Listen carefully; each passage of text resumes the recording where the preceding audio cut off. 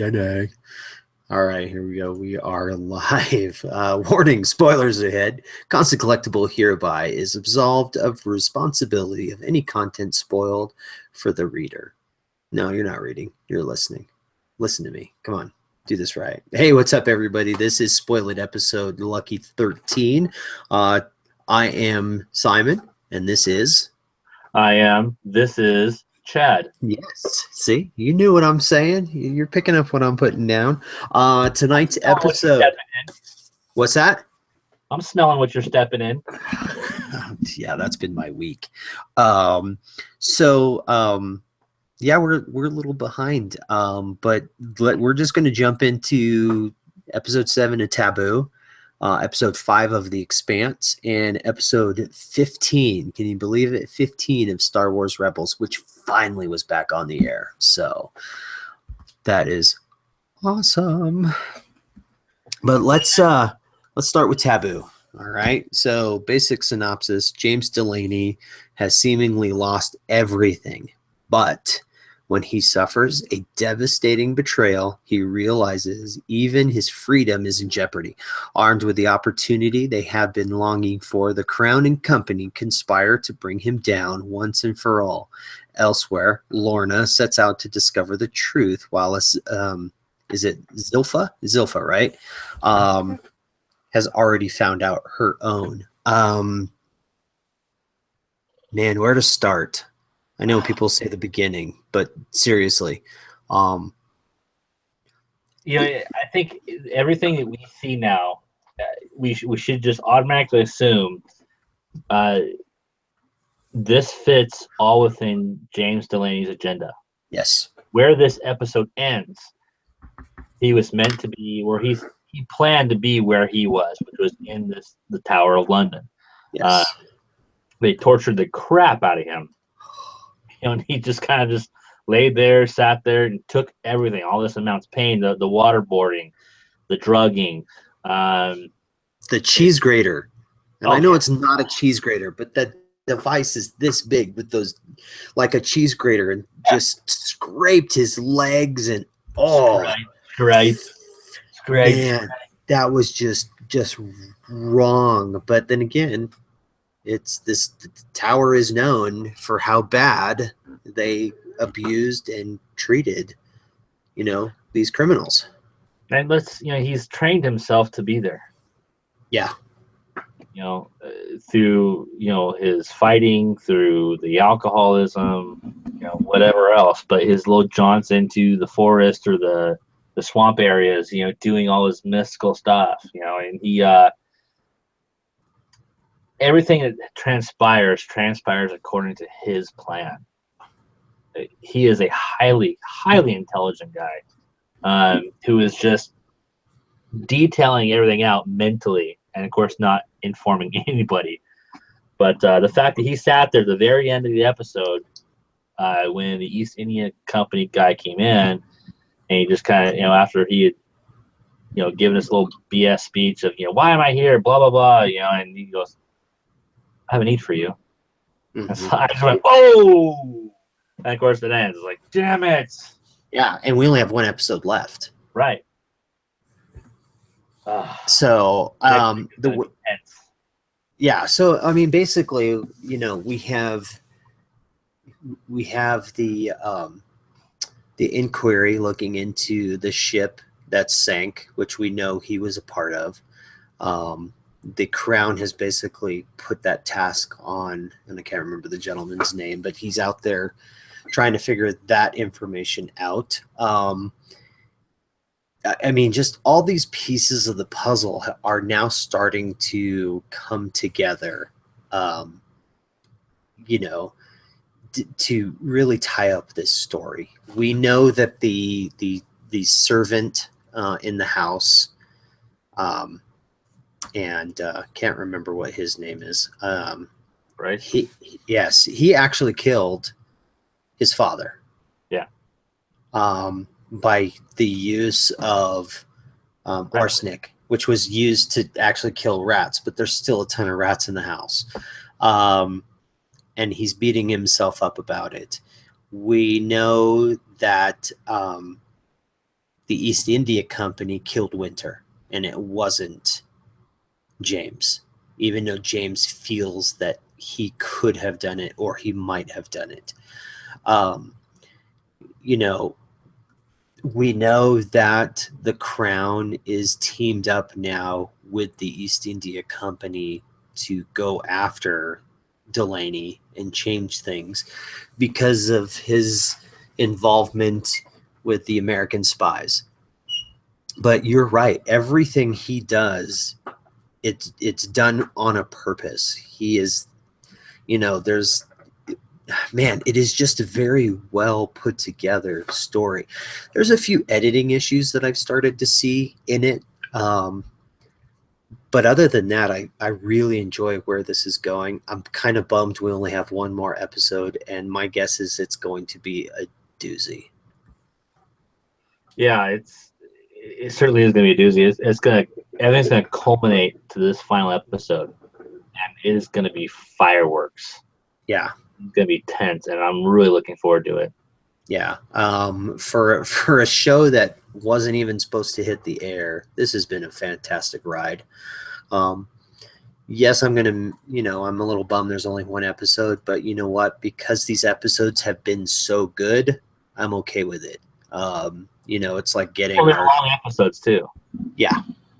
Nice. Yes. Yeah. So I like where this is going. I like the ending of this episode was fantastic because here he is. He's in the tower. Like you said, he's getting basically abused. And next thing you know, the whole time, all he's asking for is Sir Stuart Strange, who runs the East India Company. He says, that's all he wants. I'll give you every information that you want. I just want to talk to Stuart Strange. And finally, the King Regent's like, yeah, fine, just give him what he wants so we can get what we want. And they go and get him. And he's like, oh, look at you, all this, that, and the other thing. And he and he says nothing until it just pans in on his face. You see cut over his eye, and he just looks up, and it's those words, I have a need for you. And it's like, and it goes to black, and you're like, oh my gosh, he sees everything that's coming. He knows what's going to happen. He straight up tells him, hey, if you don't give me Stuart Strange right now, everyone that I've talked to, everyone that I've worked with, everyone who knows anything will be gone. And you're wasting your time. And so, of course, they start cutting in and out of, the chemist disappearing. You have Carlsbad burning documents. You've got people packing and basically, like he said, taking off. They're hiding because they know what they're supposed to do if this happened. And yet everything is to plan. They keep, what's the gentleman who is the cross dresser? Oh yeah. Because the Molly. Thank you. I couldn't think of the term, but he is just yelling and screaming at James Delaney about, you don't have a ship. This isn't going to happen. And he's scared to death. You don't get it. They're going to kill you. And he's like, no, they're not. Don't worry about it. It's all taken care of. And it's like, man, you're very confident because, I'm like everybody else. Are you sure about this? But of course it's in the plan. It's what is supposed to be. One of the other things too that we find out is that his mother really wasn't a saint as he thinks that she is, because from our understanding of what Brace is telling us is that, no, your mother tried to kill you. She tried to drown you. And today, among other days when I've seen this, the theme of water runs throughout every single episode. You've got the Thames, you've got him drowning on the ship, you've got Winter now drowning, You've got these visions of his mother drowning him when he was a child. You've got the, when they go in at the beginning of this episode and they take Winter out into the water and basically say that I want her to be taken out to the whitewater, which of course is the ocean. Again, everything revolves around water throughout these entire episodes. And, I'd be curious to see if there's any interviews or anything where, Tom Hardy and the other creators talk about why it's so much about water. Well, yeah, I think it kind of comes down to water is life. Okay. And water gives, not only life, but rebirth. Okay. So, I gotcha. That's a good one. That could be it. So I don't know, but it could be something completely different too. Yeah. So right on. Well, one more episode. We know nothing about it yet. There's no synopsis out. I haven't seen anything of what it is. Whether they give us an ending to it or they leave it open, we'll just have to wait and see what happens. We know he has this big plan, so we'll see what happens.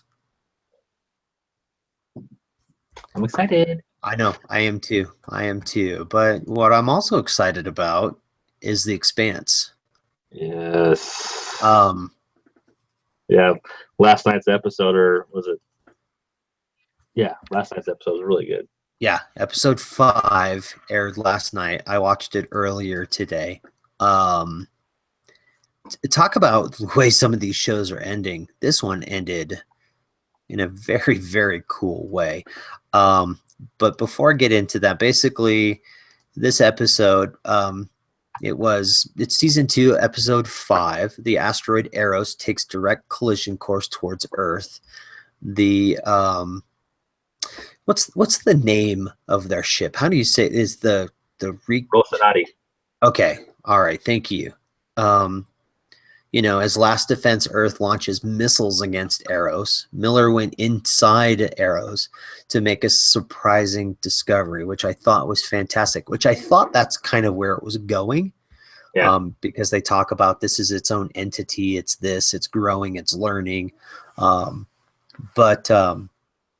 We basically, pick up with them heading to Eros because they're going to go and destroy this bad boy. Which this episode does follow the book pretty well too. Okay. All right. Because you have read it. Going, okay, where's it going to really deviate? There's some small stuff here and there, stuff where they condensed. But yeah, it did really truly follow the book because he does find her. Okay. In the book, he actually does talk to her. He convinces her to change course. And, because that happened in the book too. She thought she was racing. The whole point of trying to outrun the Rocinante was that she thought she was racing her ship. So yeah, it's really cool. I liked it. I enjoyed it. I enjoyed the special effects in this one to show this blue hue of this thing just growing and growing and growing off of our initial girl who we're hunting for. I love that nobody trusts anybody and everybody's working against everybody. And finally, they're trying to screw one another. Or they think they're all trying to screw one another, which is kind of funny. Yeah. And then they finally talk in, Earth, you need to just launch your missiles to go destroy this. Because the fact that this ship is now alive. Yeah. And, it's great. I haven't read the book. You have. I'm a little intrigued, and I think I want to read it. The series has been very entertaining. The season 2 is, I feel, so much better than season 1. Yes. Season 1 was a series. It basically a world builder, and now we know this world.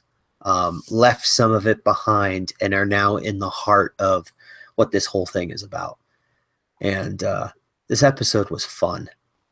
Probably one of the better ones, I think. Oh yeah, Um, I think so. And like we said a couple weeks, well, actually several weeks ago, but how they have invested more money into this yeah. to make this a better quality, not only with the writing but with the special effects. And everyone really has their A game on when it comes to playing their roles this season, I think. Yeah, there's only a few people in the show that really bother me. Um, and one of them is the Space Marine, which we didn't get to see her at all. Thank God.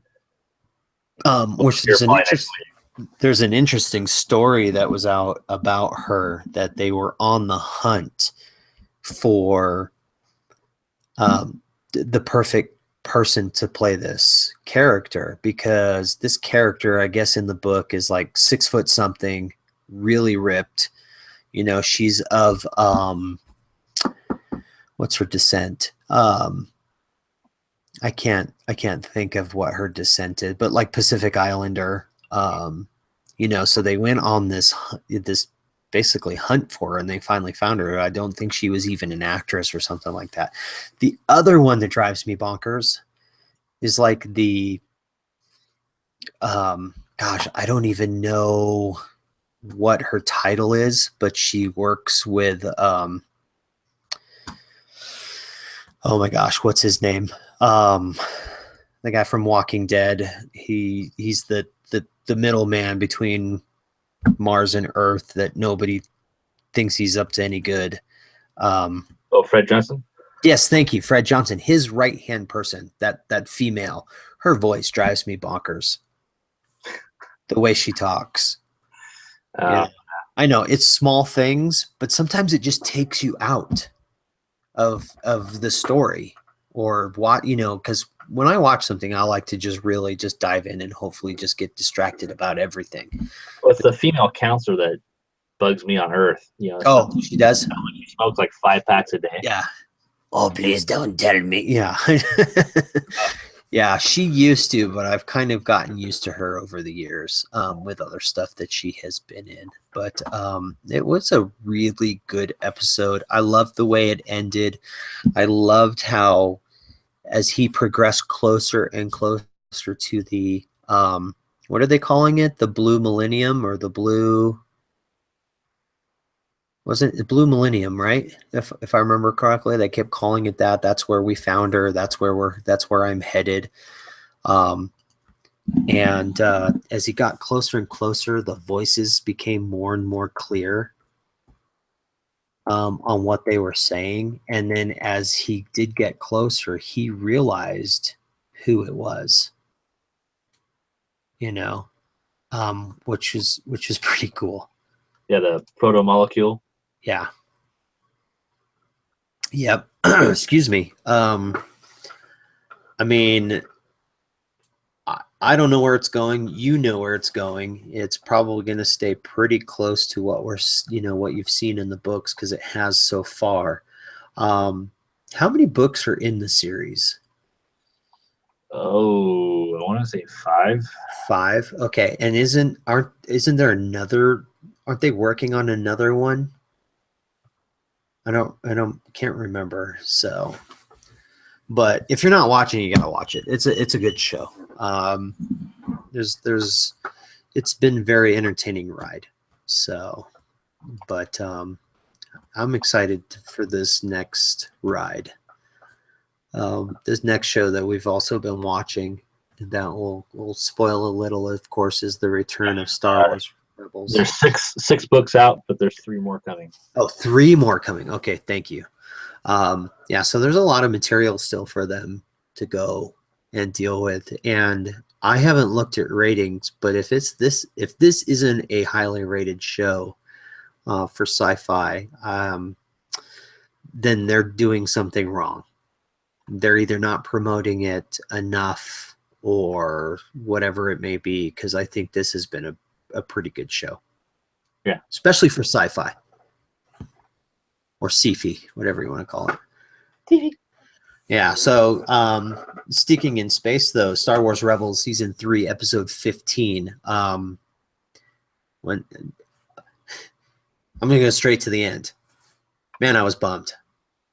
Yeah, but like we discussed, it went where I thought it was going. It had to go there. Yeah. Yeah.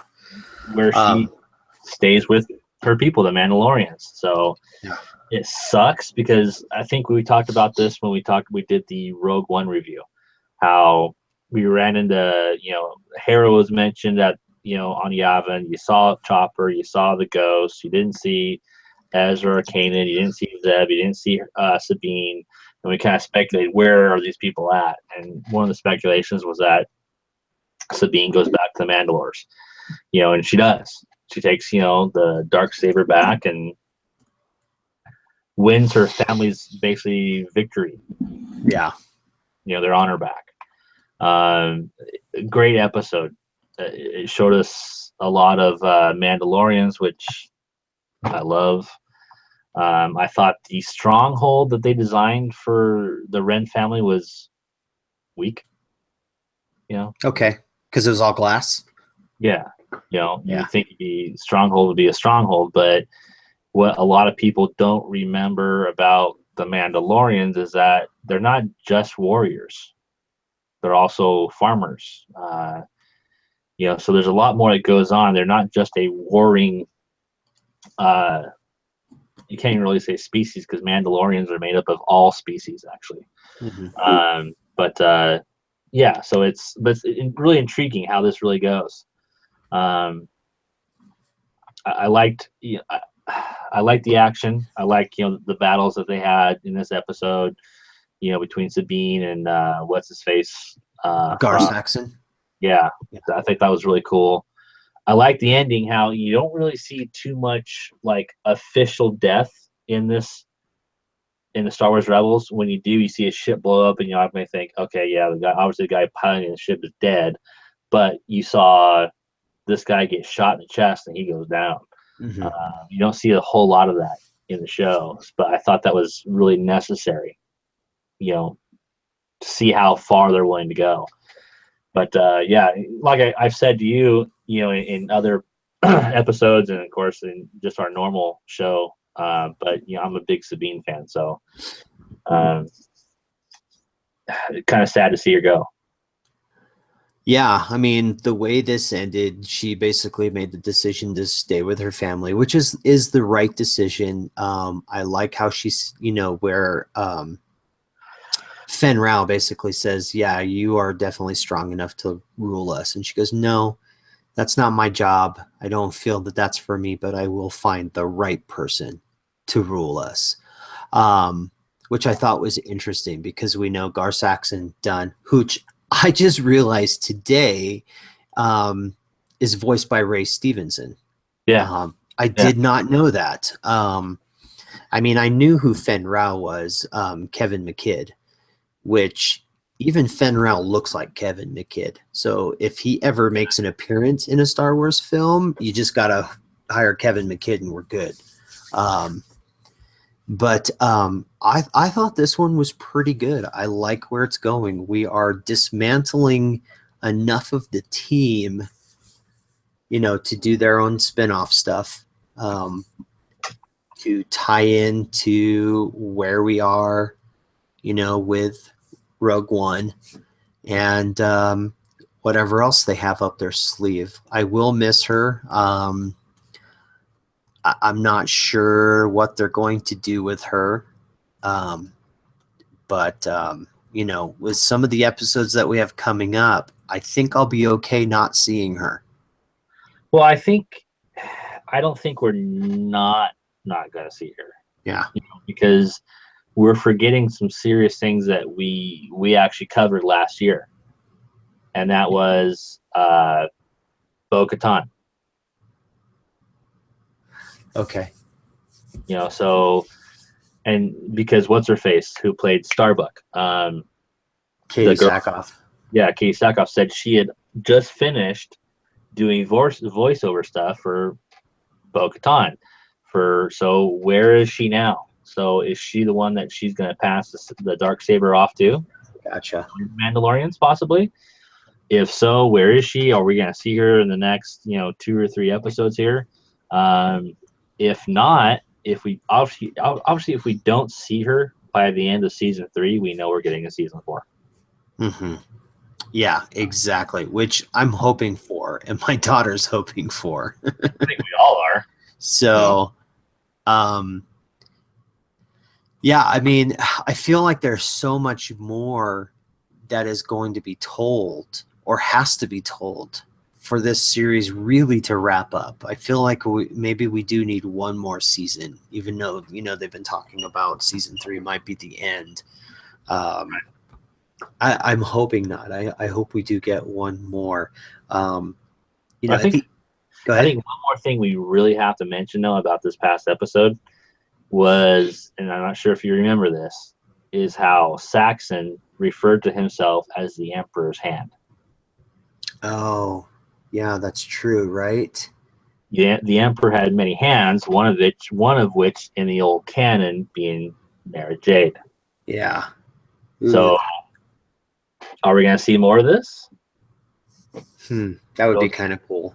Yeah, will Disney bring back more of these, old canon hands, possibly? That would be kind of cool. But if it's anything like Game of Thrones, they're all going to die, so it doesn't matter. Don't get too attached, I guess. Exactly. So I mean, I liked it. I liked that we got to see her mother. We got to see her brother. We got to kind of tie up the Death Watch and tie up all these commandos for the Mandalorians, the Empire, and now we're going to hopefully maybe see a bigger picture. If not, at least we know where it's headed. The next episode for them looks interesting because they're trying to find out who Fulcrum is. Right.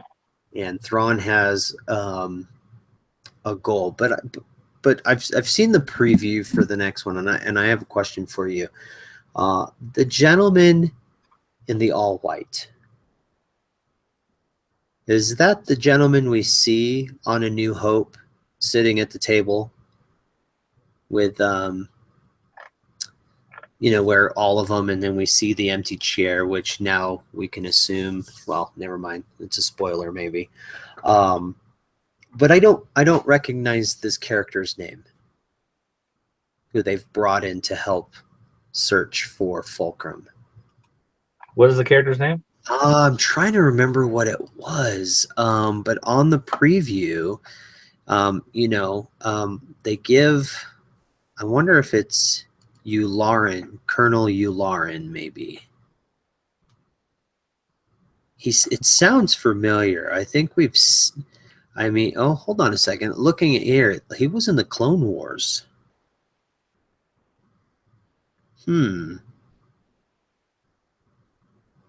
I don't know. You'll have to watch it again. We'll talk about it, of course, next week. But I just want to, they're bringing in a couple of extra characters. So, but yeah, I'm liking it. I like where they're going. I can't wait to see some more. And who knows? We'll see what happens next. I'll have to look that preview up again. Yeah. I can't remember it. Yeah, it was basically when Callus walks in with one of the other, I think it's Admiral Constantine, I think, and they go by and Thrawn is battling the droids. And he shuts the door, and then they walk through, and then as they walk through, they meet this, and he's all in white, and he's been brought in to help find this Fulcrum. So, yeah, I'll have to watch it again, and then, of course, you'll watch the episode. But the name just sounds familiar. I just wasn't sure if we'd seen him before, or if he's just something out of, some of this new canon that is no longer a legend. Who knows? So, all right. Well, you got anything else that you want to No, add? I think I've thrown out everything out. All right. Well, they're all great shows. I think everybody needs to be at least watching them. But if you are watching them, feel free to leave a comment, Let us know what you think. Send us an email. We are typically, on Thursday nights around 9:30 Pacific, 10:30 Mountain Time. Our email is constantcollectible@gmail.com, and we love spoiling it, and hope you like being spoiled. Send us an email if you have any questions, comments, concerns, and we will be back, of course, next week. But before we take off, Chad, you want to tell everybody where they can find you? You can find me on Twitter at ChadGriffin12. You can find me on Instagram, DJ Kilt, and over at the website, constantcollectible.com. You can email me at goodygoodwin@constantcollectible.com. Yep, and if you have any Star Wars questions, absolutely send him an email. If you don't like the clothes that he puts on his back, email him also. He'll love to chat with you. I'm Simon. You can find me at Twitter at C_collectible, Instagram at C_collectible, and of course the website constantcollectible.com. This has been another issue of Spoil It, and we will be back next week. Thanks for joining us. Bye. Take care.